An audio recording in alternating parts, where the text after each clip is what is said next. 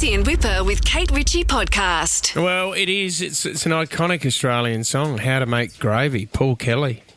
And if anyone's seen this live, actually, when it was first released, it wasn't that popular, to be honest. And as it's grown on people, the 21st of December means a lot to a lot of Australians around here just because of that song. But it's now been adapted for the screen, and I am so excited for this because it premieres this Sunday on Binge. It's How to Make Gravy, and a man that is starring in it is one of our greatest actors of all time, Hugo Weaving. Welcome! Welcome, buddy. Hey, thank you. Do you know, Hugo, when you look at How to Make Gravy and the song, it's adapting a song to the show that you've done.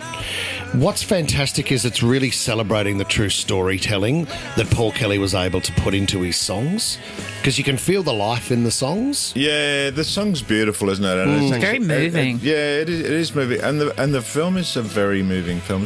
There's nothing sentimental about it, but it feels very true. It feels very true to who we are actually as Australians, particularly at this time of year. Love that. You know, celebrating family, missing your family. Mm-hmm. So it feels, and Paul gave Megan Washington and Nick Waterman, who are the directors and co-writers of them, absolutely, carte blanche to go ahead and adapt it. Yeah, it'd be really interesting to see, purely because a song like that, the amount of times that you have listened to it, you've kind of concocted your own characters and story in your head. Yeah, you anyway. do. Yeah. So I think what I will find most interesting is to sit down and think, oh, these are the people. Oh, that's right, Joe. That's who it is. But I know, and of course, then they've had to create new characters as well because To flesh it out. Joe's writing from prison, so there's sort of two families. There's the family back at home. Yep. Yeah. And the film takes place over two Christmases, really. Starts with one and then jumps forward to the next. I won't ruin it for you, but then there's obviously the prison family as well. Yep. So they've had to create characters that weren't written in the song. But Clever. Yeah. Very clever. And that's who you are. You're Noel. You're a veteran lifer in there, but you're sort of a father figure in prison, aren't you? Or is there a dark side to Noel, Hugo? No, no. The lovely thing about Noel is that he feels grounded in something. Something obviously happened to him. He's a lifer, so he's in prison for life. He's obviously done something a long time ago, but he's very much the father figure, and he's very much he's like he runs the men's group and he runs the kitchen, and dog. he keeps the peace as well. Okay. So he's done a lot of work on himself, and he realizes the only thing to do in prison is to become a better human being. He's done that, and now he's helping other guys to do the same thing. So the officials love him because he's actually doing their job for them. Yeah, right. You are so good at playing the villain, though, Hugo Weaving, and this is why I think you are one of our greatest actors, because, I mean, you can make somebody feel so uneasy and uncomfortable watching you. Now, one of my favourite Australian movies, we were just talking about it before, is The Interview in 1998. If you've never seen that movie before, it is unbelievable. Go and see it. But you have played so many villains in movies over the years. Are you happy when you get the phone call from your agent going, they want you to be another baddie? Hugo, are you ready to go? Can you scare them again, Well, I think please? that was what was nice about getting this role of Noel in How to Make Gravy is that, I mean, it doesn't matter. I don't think of roles as being heroes or villains, to be honest, as long as they're complex and interesting. Yeah. But the idea of playing Noel was really great because he's incredibly warm-hearted. He's all the things he's sort of the opposite of a villain, really. Yeah. But he feels grounded in a truth. So no, it was a great joy to get that. Is it true? Is it true that you were right? You were close to getting the role of Pennywise in the movie It, Hugo. Is that correct? Well, they actually offered it to me. Did they? Did you knock it But back? they then said that they hadn't offered it to me, but I thought there was definitely an offer there. Does that happen a bit? Pardon? Does that happen a bit?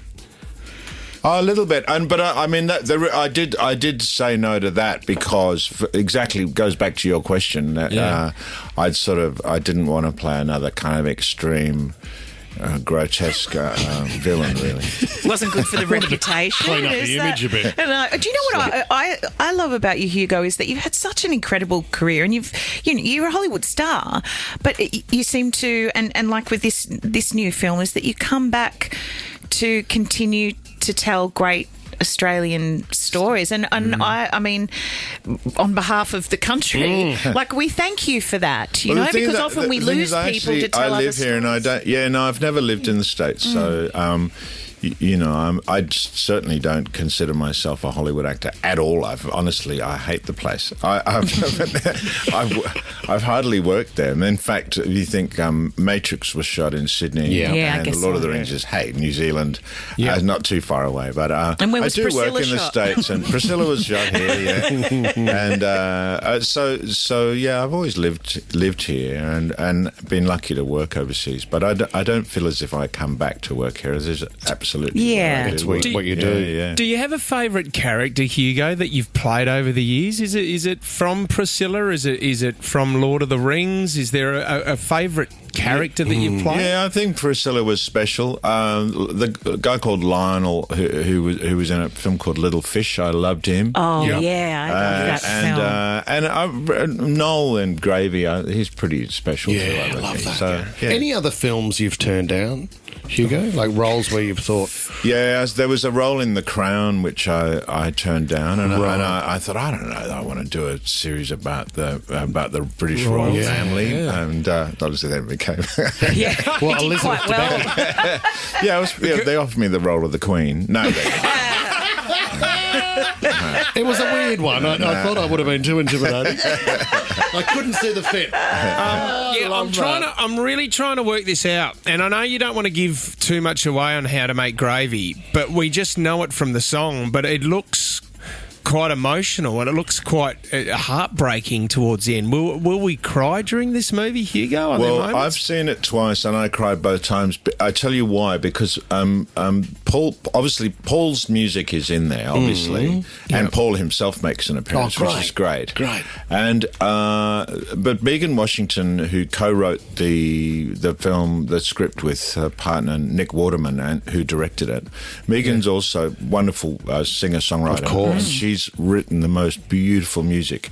There's a choir in the prison, so it's getting towards Christmas. The choir is rehearsing, so you hear songs written by Megan and which are sung live by the choir.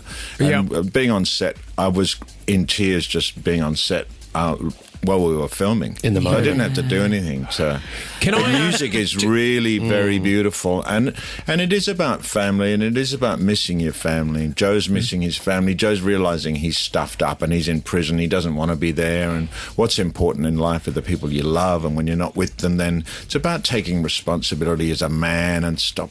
It's taking your place in the family, and if you can't do that, the family's not going to operate in the... Dynamics are interesting, aren't they? So it's about all of those things. So it's not sentimental, but it feels very real. It feels true, and it's very moving, and it's funny too. There's some great characters in it. So I'm really proud of this film. I think it's absolutely beautiful. And off air, you told us there's definitely going to be another Priscilla, which was great.